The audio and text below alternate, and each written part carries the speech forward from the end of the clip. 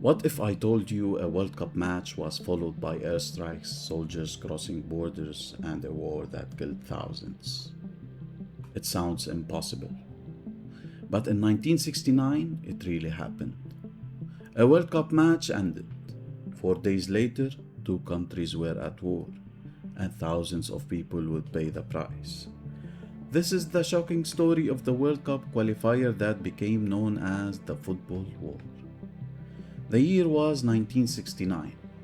Two Central American nations, El Salvador and Honduras, were fighting for a place in the 1970 World Cup. But football wasn't the real problem.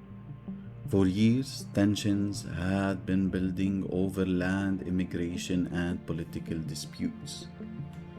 Hundreds of thousands of Salvadorans lived in Honduras.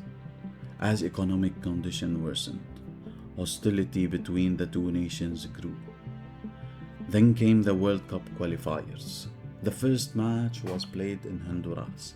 The home side won 1-0. Celebrations erupted, but so did violence.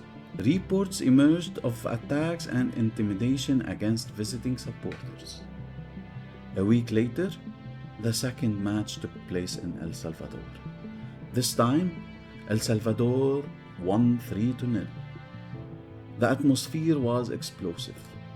Fans from both nations faced harassment. National pride had become national hatred. With one win each, a deciding match was scheduled in Mexico City. Everything would come down to a single game. On June 27, 1969, El Salvador defeated Honduras 3-2 after extra time.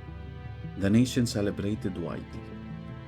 But just hours later, El Salvador cut diplomatic ties with Honduras.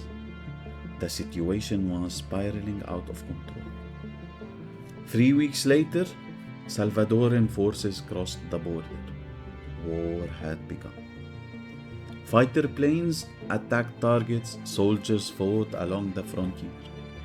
Entire communities fled their home. The conflict lasted only about 100 hours, but the damage was devastating. Thousands were killed or wounded, hundreds of thousands were displaced. Despite its name, football didn't cause the war by itself. The World Cup match simply ignited tensions that had been building for years. A World Cup qualifier, a century of resentment, and one of the most shocking moments in football history. Follow for more unbelievable true stories from history.